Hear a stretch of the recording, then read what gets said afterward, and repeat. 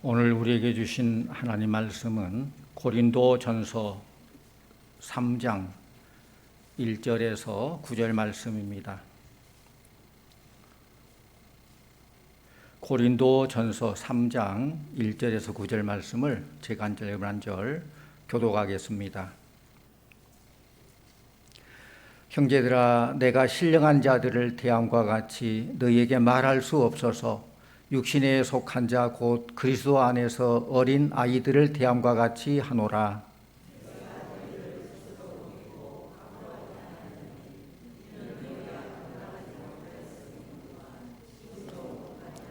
너희는 아직도 육신에 속한 자로다. 너희 가운데 시기와 분쟁이 있으니 어찌 육신에 속하여 사람을 따라 행함이 아니리요.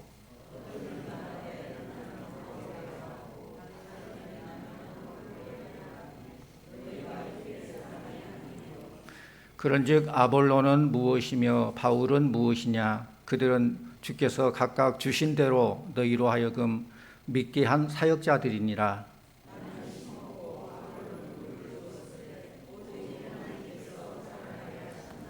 그런즉 심는 이나 물 주는 이는 아무것도 아니로되 오직 자라게 하시는 이는 하나님뿐이니라.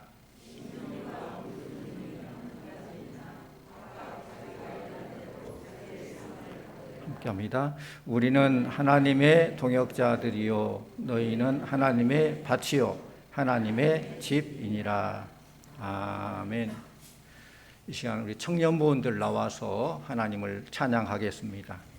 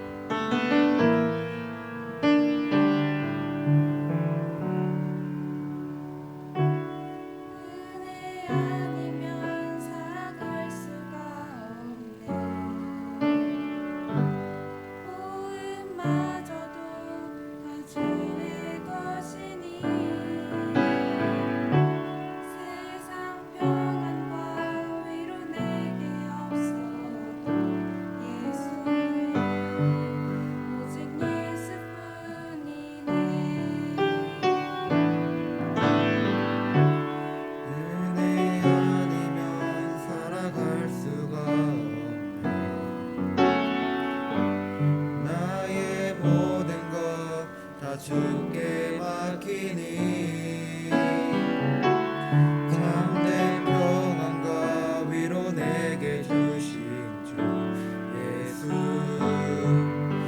오직 예수뿐이네. 크신 계획 다 볼 수도 없고 작은 고난에 지쳐도 주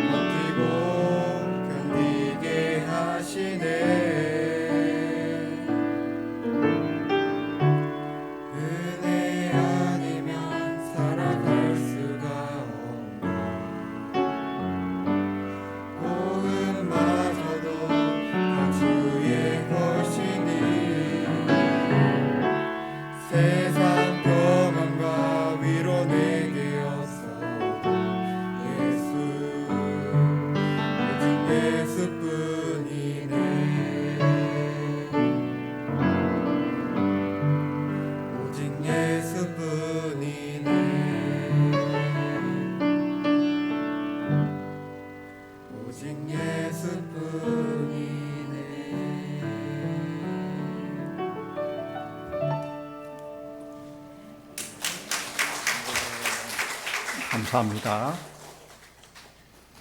위에 서치 좀 켜주세요.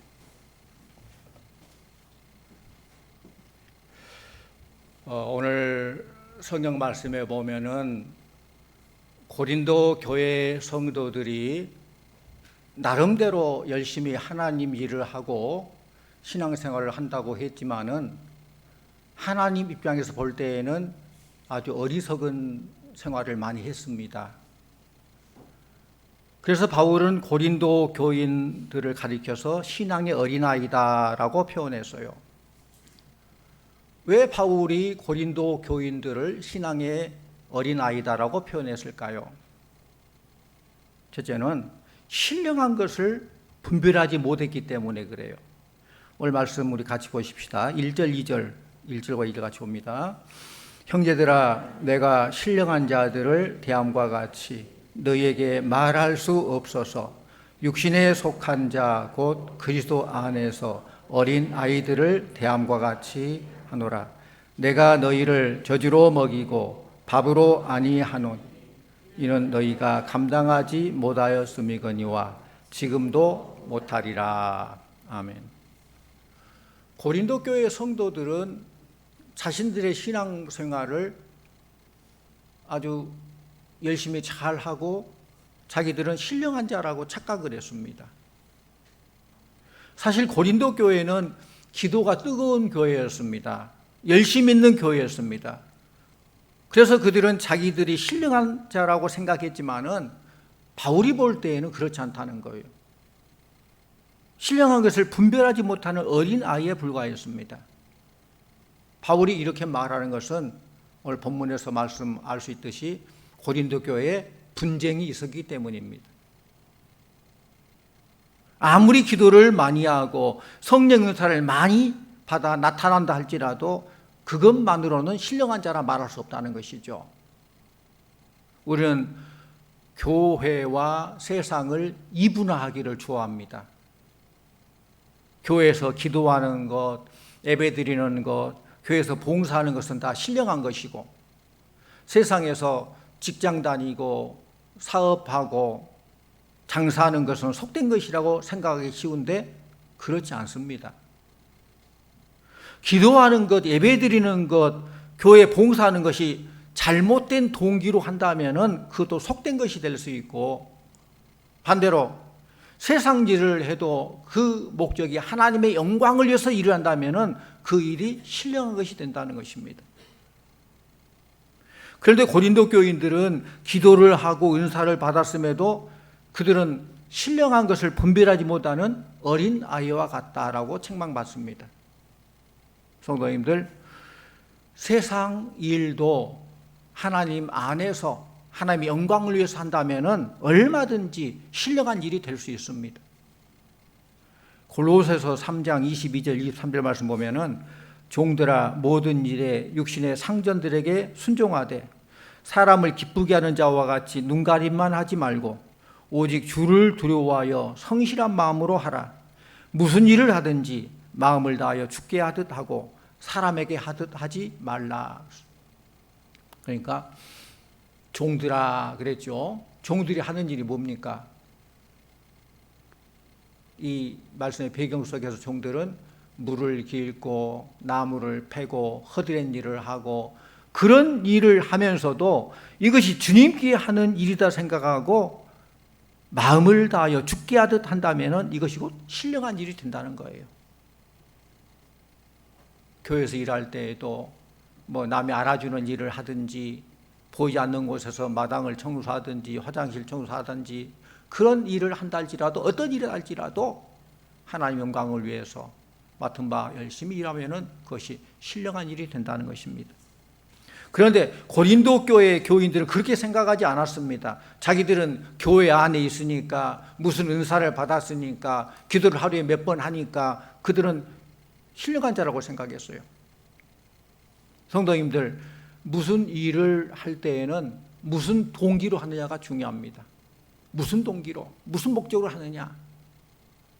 신령한 일, 세속적인 일은 그러니까 어떤 일에 따라 구분된 것이 아니라 무슨 일인지 하나님의 목적을 위해서 하는 것. 똑같은 일을 할 때에도 불순한 동기로 세속적인 욕심 때문에 한다면은 그것도 세속적인 일이 되지만은 남이 알아주지 않는 세상 일이다 할지라도 하나님의 영광을 위해서 이것은 하나님께 나에게 맡겨진 사명이다 생각하고 최선을 다하면은 그것도 신령한 일이 된다는 것입니다. 고린도전서 10장 31절 그런즉 너희가 먹든지 마시든지 무엇을 하든지 다 하나님의 영광을 위하여 하라 했습니다. 또 두 번째로 고린도 교인들은 그 신앙이 머리에 있는 알므로 또 가슴에 있는 믿음으로만 있었지 삶으로 연결되지 못했어요. 신앙이 생활이 돼야 돼요. 그래서 신앙 생활이거든요. 근데 신앙이 신앙에만 머물러 있어요. 생활이 되지 않아요. 그것이 고린도 교회의 교인들의 문제입니다. 우리 3절 4절 같이 봅니다. 3절 4절 너희는 아직도 육신에 속한 자로다. 너희 가운데 시기와 분쟁이 있으니 어찌 육신에 속하여 사람을 따라 행함이 아니리요. 어떤 이는 말하되 나는 바울에게라 하고 다른 이는 나는 아볼로에게라 하니 너희가 육의 사람이 아니리요. 그들은 심하게 다투었습니다. 그들은 말씀을 순종하고 말씀을 생활에 적용하기보다는 논쟁을 좋아했어요. 물론 당시 배경이 지금 헬라 문명이 지배하던 그런 시기예요. 헬라 철학은 지식을 좋아하고 지식을 추구하고 자기 지식을 자랑하는 그런 시대이죠. 그래서 내가 누구보다 더 많은 지식을 가졌다라고 자기 지식을 막 드러내고 자랑해요. 그 논쟁합니다. 이것이 교회 안에도 들어와서 그때에 영지주의라는 이단이 생겨요. 교회 안에. 영지주의는 뭐냐? 어떤 영적 지식을 강조하면서 이 영적 지식을 가지고 있는 자만이 구원받고 영적 지식을 가지지 않는 자는 구원받지 못한다는 거예요. 그래서 그들은 난해한 지식을 내놓고 늘 논쟁하는 것을 좋아합니다. 한 예로 중세 스콜라 철학은요, 바늘 끝에 천사가 몇 명이나 서 있을 수 있느냐, 이런 쓸데없는 논쟁을 했어요. 바늘 끝에 천사가 서서 몇 명이나 서 있을 수 있고 몇 명이 춤출 수 있는가, 그런 논쟁을 했다는 거예요. 성도님들, 논쟁을 좋아하는 사람치고 좋은 평판 받은 사람 없어요. 자기가 똑똑한 사람으로 생각하며 자기 주장 많이 하는 사람치고 뒤에 많은 사람이 인정해주고 그런 사람 없어요. 교회도 마찬가지입니다. 논쟁 좋아하는 교회치고 부흥하는 교회 없습니다. 똑똑한 사람 많아서 자기 주장 많이 하는 교회치고 부흥하는 교회 없습니다. 고린도 교인들은 지식적으로 논쟁을 했지 그것을 삶 속에 적용하지를 못했어요. 머리로 알고 가슴으로 느끼고 삶으로 실천해야 되는데 그것이 머리로 아는 데 그치고 겨우 가슴으로 느끼는 데 그치고 삶으로 연결되지 못했다는 거예요. 교회 안에서도 파당을 만들어서 너는 누구 파다, 나는 누구 파다, 너는 아볼로, 나는 바울, 나는 그리스도, 이렇게 논쟁만 일삼고 생활에 적용을 하지 않았던 것입니다.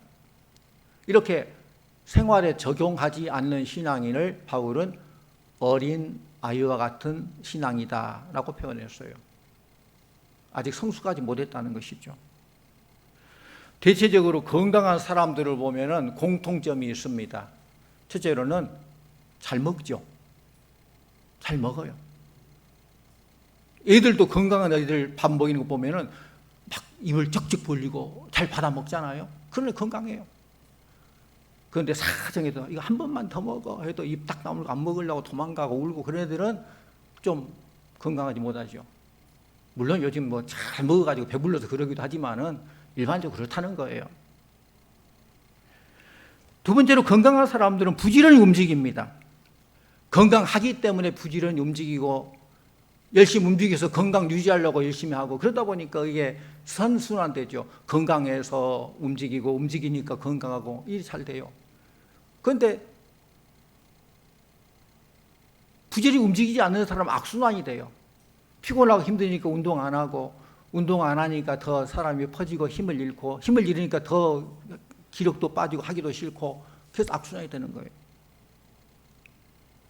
일을 하거나 운동을 하면서 흘리는 땀, 이것도 굉장히 중요한데, 누가 그런 얘기를 연구를 했어요. 똑같은 땀인데 일을 한다거나 열심히 운동하며 흘리는 땀하고 그냥 사우나 가서 가만히 있으면서 땀 흘리는 그 땀하고, 땀은 똑같은 땀인데 다르다는 거예요. 일을 하거나 운동해서 흘리는 땀은 우리 몸에 좋은 영향을 미치지만은 그냥 가만히 앉아 사우나에서 흘리는 그런 땀은 별로 좋은 영향을 끼치지 못한다는 거예요. 그러므로 건강이 좀 안 좋은 사람도 음식 잘 먹고 적당히 운동하고 열심히 일하면은 건강을 회복할 수 있지만은, 건강한 사람도 음식 잘 먹지 않고 일도 안 하고 땀 흘리지 않으면은 그 건강을 오래 유지할 수가 없는 것입니다. 교회의 건강도 육신의 건강 유지하는 것과 동일한 원칙이 적용된다고 봅니다. 첫째로 건강한 교회가 되려면은 하나님 말씀을 잘 먹어야 돼요. 잘 먹어야 건강하듯이 말씀을 잘 먹어야 건강한 교회가 되는 거예요. 말씀을 먹는다는 것은 듣는 겁니다. 말씀을 경청해서 잘 들어야 돼요. 로마서 10장 17절, 믿음은 들음에서 나며 들음은 그리스도의 말씀으로 말미암느니라. 잘 들어야 믿음이 생기는 거예요.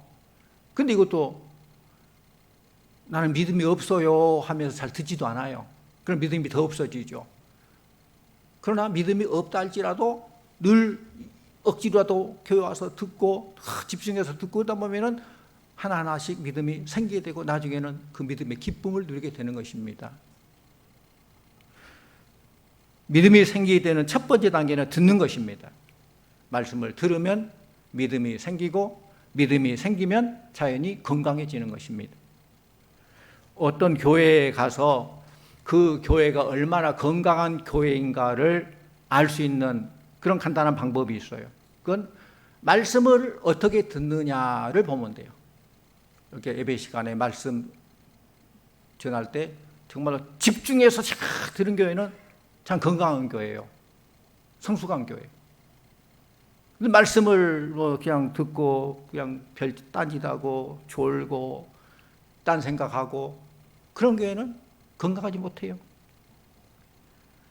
건강한 교회는 교인들이 말씀에 귀를 기울이고 잘 들으면서 또 입으로는 아멘으로 화답을 하죠. 귀로는 잘 들어요. 그렇기 때문에 그 짧은 이 설교 시간 딴 생각 아니라고 말씀을 놓치면 안 돼요. 말씀에 집중을 해야 돼요. 말씀을 잘 먹는 방법 또 하나는 귀로는 잘 듣지만은 또 입으로 먹는 거예요. 입으로 말씀을 받을 때 이것은 아멘 하는 것이죠. 건강한 교회는 말씀에 귀를 기울이고 귀로 잘 들으면서 입으로는 아멘으로 호응을 합니다. 말씀을 듣다 보면 어떤 말씀은 믿어지지 않아서 아멘하지 못할 때도 있을 것이죠. 그런데 모든 말씀이 다 믿어지는 않죠. 그 믿음에 따라서. 그렇지만은 믿으려고 노력하고 아멘을 노력하시기를 바랍니다. 때로는 마음이 온인데 입으로 아멘이 안 나올 수도 있어요. 왜? 안 해봤기 때문에. 습관이 안 돼가지고. 그럴 때도 있어요. 그래도 이것도 훈련해야 돼요. 아멘. 눈치 있는 사람이 이럴 때 아멘 하는 거예요. 억지로도 아멘 아멘 할 때 그것이 아멘 한 거하고 안 한 거하고 여러분 받아들이는 게 달라요. 내가 누군가를 사랑한다 할 때 사랑한지 다 아는데 무슨 사랑 고백을 해? 하는 그렇게 하기 쉽죠. 그러나 사랑하면은 사랑해 고백하면은 그 사랑이 정말로 사랑하는 줄 알게 되고 나도 더 사랑하게 되고 그런 것이죠. 하나님 말씀이 전해질 때에 하나님께서 오늘 나에게 주신 말씀이라 생각하고 아멘 받아들일 때 하나님 기뻐하실 줄로 믿습니다. 기도할 때에도 아멘, 그 기도가 나의 기도입니다. 그 기도에 동의합니다. 그렇게 이루어 주시옵소서. 그런 마음으로 아멘, 아멘도 화답하고 말씀에 전해질 때도 아멘, 아멘 화답할 때에 이럴 때 건강하게 되는 거예요. 두 번째로 건강한 교회가 되려면 부지런히 봉사하며 섬겨야 됩니다. 건강한 교회는 말씀을 잘 먹기도 하지만은 말씀을 받는 성도들이 각자가 맡은 사역에서 부지런히 봉사하며 헌신하며 섬겨야 하는 거예요. 육의 건강을 위해서 땀 흘리며 일하고 운동하듯이 교인들이 자기가 맡은 자리에서 기쁨으로 봉사하며 섬겨야 되는 거예요. 그래서 건강한 교회를 가보면은 그저 자기 할 일을 각각 어떤 위치이든 각자가 묵묵히 해요. 뭐 장로님 기도한 것처럼 뭐 안내를 하든 주차 봉사를 하든 뭐 화단에 불을 뽑든 화단에 청소를 하든 각자가 맡은 그것을 불평하지 않고 기쁨으로 환한 미소를 머금고 살아가는데 그 모습이 얼마나 보기 좋아요. 하나님 앞에 큰일 작은 일이 뭐가 있습니까? 하나님 영광을 위해서 하면 그것이고 신령한 일이 된다는 거예요. 세 번째로 열매 없는 자들은 어린 아이와 같은 자예요. 9절 말씀 같이 보십시다. 9절 우리는 하나님의 동역자들이요 너희는 하나님의 밭이요 하나님의 집이니라. 아멘. 우리 교인들을 향해서 밭이다 그랬습니다. 너희는 하나님의 밭이요 하나님의 집이니라 그랬습니다. 두 개를 생각해야 돼요. 하나님의 밭이다. 하나님의 집이다. 하나님의 집은 곧 성전이죠. 내가 하나님의 밭이에요. 내가 하나님의 성전이에요. 밭이라는 것은 농부이신 하나님이 그들에게 열매 맺기를 바라고 계신다는 거예요. 이 가을에 산천초목이 오곡백과가 제 역할을 감당하며 열매를 맺지 않습니까? 우리가 하나님의 밭이라면은 우리 농부이신 하나님께서 이 밭에 소출을 기대하고 있다는 거예요. 어떤 열매를 하나님께 내어드릴 것인가? 그런데 고린도 교인들에게는 하나님이 기대하는 신앙 열매가 없었습니다. 여기서 열매라고 하는 것은 뭐 여러 가지 열매가 많이 있겠죠. 전도의 열매, 뭐 신앙 열매 많이 있겠지만은 특별히 갈라디아서 5장에 나온 성령의 9가지 열매, 사랑과 희락과 화평과 오래 참음과 자비와 양성과 충성과 온유와 절제, 이런 열매, 이런 것들이 우리 마음에 가득 차 있어야 되는데 고린도 교회 성도들 마음속에는 사랑하기보다는 미워했고 화평하기보다는 시기했고 오래 참기보다는 참지 못하고 분을 냈습니다. 그들의 마음에는 이 성령의 아름다운 열매가 없었습니다. 하나님의 밭은 분명한데 그들에게 아무 열매를 기대할 수 없었다는 거예요. 그래서 어린아이와 같은 신자다. 어린아이는 결혼도 안 하고 그래서 뭐 자녀도 없잖아요. 아직 성숙지 못한 어린아이 같은 신자다 그랬어요. 성도님들, 하나님은 우리를 통해서 신앙의 아름다운 열매를 바라고 계십니다. 신앙의 열매가 없으면 아직 자라지 못한 어린아이와 같은 신앙이에요. 마가복음 11장 말씀 보면은 예수님께서 열매 없는 무화과를 저주하셨어요. 그러자 무화과나무가 말라버렸어요. 그런데 이 사건은 예수 안 믿는 사람들을 보라고 한 사건이 아니에요. 제자들에게 보라고 한 이 사건이에요. 너희들도 열매 없으면 이런 큰일 난다는 것이죠. 열매 맺어야 된다는 거예요.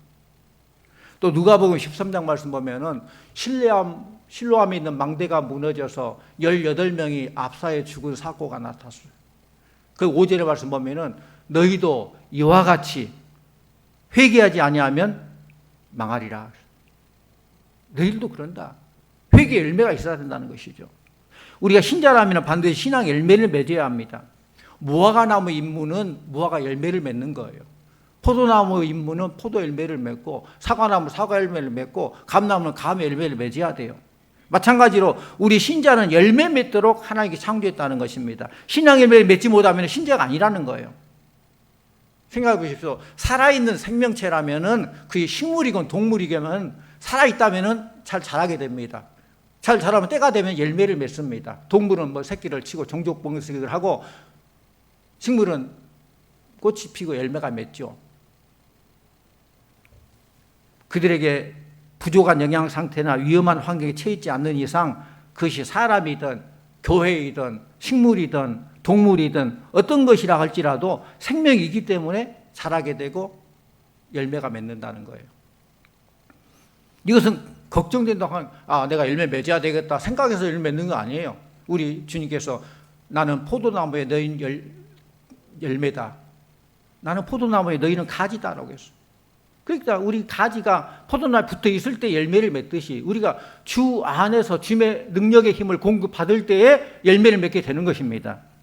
교회 성장은 사람의 인력으로 만들어낸다고 되는 거 아니라 하나님께서 하시는 거예요. 우리는 말씀을 먹고 땀을 흘리며 섬기며 헌신하기만 하면은, 하나님께 붙어 있으면은 하나님께 하시는 거예요. 그렇게 하면은 저와 여러분은 건강한 심령이 돼서 건강한 교회를 만들게 되는 것입니다. 고린도 교회 여러 분파가 생겼을 때에 오늘 말씀 보면은 사도 바울은 자기는 심었고 아볼로는 물을 주었고 하나님은 자라게 하셨다라고 했어요. 그리고 심는 자와 물 주는 자는 아무것도 아니고 오직 자라게 하시는 하나님만이 높임 받아야 된다라고 강조했어요. 이 풍성한 이 가을에도 그랬죠. 이 가을 열매기까지는 씨 뿌리고 김을 매주고 거름도 주고 잘 돌봐주고 그럴 때 열매 맺죠. 그걸로 다 됩니까? 하나님께서 햇볕을 주시고 비를 주시고 잘 자라게 해 주셔야 된다는 것입니다. 우리가 아무리 노력해도 하나님이 하지 않으면 안 되는 거예요. 그래서 오직 하나님만 높임 받아야 된다. 고린도 교회가 왜 이렇게 분파 생기고 갈라졌습니까? 첫 번째로는 경쟁심 때문에. 자기들이 잘났다고, 자기들이 모든 것 다 했다고. 하나님의 집에는 하나님이 높임 받지 않으면 갈라집니다. 고린도 교회를 세운 이는 바울도 아니고 아볼로도 아니고 하나님이신데, 이 하나님이 높임 받지 못할 때 그 안에 분열이 생겨요. 하나님이 높임 받지 못할 사람들 간에는 경쟁심이 생기게 되고 또 그것 때문에 분열이 생기게 되는 거예요. 경쟁심으로 분열된 고린도 교인들에게 사도 바울은 다음과 같은 결론을 내립니다. 우리 말씀 성경책 바로 뒤에 볼까요? 16절 17절 말씀 같이 보십시다. 16절 17절. 너희는 너희가 하나님의 성전인 것과 하나님의 성령이 너희 안에 계시는 것을 알지 못하느냐. 누구든지 하나님의 성전을 더럽히면 하나님이 그 사람을 멸하시리라. 하나님의 성전은 거룩하니 너희도 그러하니라. 아멘. 우리가 사는 이 세상은 경쟁 사회임을 누구나 잘 압니다. 경쟁심이 가득 찬 고린도 교인들에게 사도 바울은 너희가 바로 하나님의 성전인 것을 알지 못하느냐 그랬어요. 하나님의 성전이란 거예요. 경쟁 사회 속에서 이웃을 속이고 아름답게 사는, 이웃을 속이지 않고 아름답게 사는 길은 바로 자기 서 있는 그곳이 하나님의 성전임을 인정해야 돼요. 내가 사업을 하건 어떤 장사를 하건 회사를 다니건 내가 있는 이곳이 하나님께서 나를 다스리고 함께 하시는 하나님의 성전이다. 그걸 인정해야 돼요. 야곱이 형을 속이고 달아나서 한 곳에 이르러 잠을 자는데 꿈에 환상을 보는데 땅에서부터 하늘까지 쭉 펼쳐지는 사닥다리가 있어요. 그 사닥다리 위에 보니까 천사가 오르락 내리락 하면서 하나님의 말씀을 주는데 이렇게 말해요. 나는 여호와니 너희 조부 아브라함의 하나님이요 이삭의 하나님이라. 너 누운 땅을 내가 너와 네 자손에게 주리라. 야곱이 깜짝 놀라 잠에서 깨고 어떤 고백을 합니까? 여호와께서 과연 여기 계시거늘 내가 알지 못하였도다. 지금 야곱이 참 외롭고 쓸쓸하고 황량한 벌판을 혼자 가고 있는 것 같지만은 정말 도망자 신세로 너무 외롭지만은 그런데 그 환상 보니까 이곳에 하나님이 계신다는 거, 나와 함께 계신다는 거예요. 그래서 하나님이 과연 여기 계시걸 내가 알지 못하였도다. 그리고 그때 힘을 얻고 남은 삶을 힘있게 살아가지요. 그곳 이름을 베델, 하나님의 성전이라는 고백을 했습니다. 나의 삶의 현장이 하나님이 와 계신 하나님의 성전임을 고백할 때 우리는 참된 삶을 시작하게 되는 것입니다. 자기 삶의 현장이 하나님의 성전임을 발견한 자들이 누구입니까? 세상 기준과 속임수를 다 버리고 하나님을 바라보는 자들이요. 그런 자들이 나의 삶은 하나님의 성전이다. 그런 마음으로 늘 코람되어져 주님 앞에서의 삶을 사는 거예요. 사도 요한은 요한복음 맨 마지막에 이렇게 고백합니다. 예수의 행한 일이 이 외에도 많으니 만일 낱낱이 기록된다면 이 세상이라도 이 기록된 책을 두기에 부족할 줄 아노라. 우리 주님께서 이 땅에 오셔서 이렇게 수많은 일들을 하셨다는 거예요. 책에다 쓸 수 없을 정도로 엄청난 많은 일을 하셨다는 거예요. 2000년 전에 이렇게 많은 일을 하신 주님께서 오늘은 아무 일도 안 하고 계실까요? 어제나 오늘이나 동일하신 우리 주님께서는 오늘도 수많은 역사를 펼치고 계십니다. 그래서 2절에 보면은 영적 그리스도인들은 반드시 성장해야 되는데 성장 단계를 음식물로 내용으로 표현하고 있는데 뭡니까? 젖과 밥이에요. 젖과 밥. 어린 아이들은 젖을 먹어야 돼요. 조금 더 자라게 되면 이유식을 먹어야 돼요. 그 다음에는 밥을 먹을 수 있어요. 더 성숙하면은 이제 쓴나물도 먹을 수 있고 갈비도 뜯어 먹을 수 있고 생선 가시도 발라 먹을 수 있고 그런 단계까지 이르게 되는 거예요. 그건 성숙한 거예요. 그런데 아직 어린 아이는 젖을 먹어야 돼요. 거친 음식 먹으면 탈이 나요. 우리가 영적으로 성장하지 못하면은 영적인 것을 분별하거나 영적인 일을 분명히 알 수가 없습니다. 여러분 어떤 음식을 드시겠어요? 우리가 세상 육의 입맛으로는 갈비도 먹고 뭐 생선으로 가시도 잘 발라 먹는데 영적으로는 아직 젖이나 빨고 있는 그런 단계가 아닌가 점검을 해봐야 됩니다. 우리가 영적으로 성장하지 못하면은 신령한 자가 아니라는 거예요. 이러한 그리스도인들은 젖을 먹는 사람들이에요. 이건 신앙생활 연주와 상관없어요. 신앙생활 수십 년 했다 할지라도 아직 영적으로 젖이나 빠는 사람이 있어요. 우리 직분과 상관없어요. 직분이 중직자라 할지라도 젖이나 빠는 그런 신앙이 있다는 거예요. 그리스도인이 행하는 모습을 보면은 그분의 신앙 성장 정도를 알 수 있습니다. 고린도 교회는 이렇게 시기와 분쟁이 있었고 당을 짓는 행위가 있었습니다. 이런 모든 행위들은 신앙의 어린 상태를 보여주는 것입니다. 그러나 주님을 닮은 모습이 바로 성장하는 모습이에요. 성숙한 모습이에요. 하나님은 믿음의 성장에 따라 복을 주시고 믿음의 행위에 따라 보상해 주신다고 그랬어요. 그래서 8절 말씀 보면은 일하는 대로 상 주신다고 말씀합니다. 우리 8절 말씀 같이 봅니다. 심는 이와 물 주는 이는 한 가지이나 각각 자기가 일한 대로 자기의 상을 받으리라. 여기서 말한 일하는 대로 이 말은 영적인 사역의 다양한 모습을 내포하고 있어요. 각각 자기가 일하는 대로 상을 받는 거예요. 그 일이 어떤 일이건 하나님 영광을 위해서 주께서 맡긴 사명이라고 생각하고 열심히 일할 때 분명히 상이 있다는 것입니다. 한 영혼이 주님께로 인도되어서 생명을 얻기까지 여러 사람의 기도, 노력, 여러 사람의 동역이 필요합니다. 그냥 쉽게 한 영혼이 예수 믿고 구원받고 그런 열매 맺어지는 거 아니죠. 한 영혼이 구원에 이르게 되면은 그 속에 생명의 씨앗이 있고 그 씨앗이 싹이 트고 자라고 꽃이 피고 열매가 맺게 되죠. 그 열매를 통해서 또 다른 생명을 또 나오게 하는 것이죠. 이것이 바로 생명의 원리입니다. 우리도 은혜로 받은 생명의 씨앗을 소유하고 있으니 또 다른 열매를 맺기를 소망하는 주님의 뜻에 따라서 우리가 때에 따라서 자라고 꽃이 피고 열매 맺고 그래서 이 생명의 열매를 맺는 복음을 전하고 복음을 받아들여서 하나님의 자녀들을 많이 낳게 되는 전도에 더욱 힘을 써야 될 것입니다. 그리하면 만왕의 왕이신 주님께서 우리에게 멸류관을 보상해 주신다는 거예요. 그리스도인들은 다른 성도들 돌보는 삶을 살 때에 그 봉사에 대한 상당한 보상을 받는다는 거예요.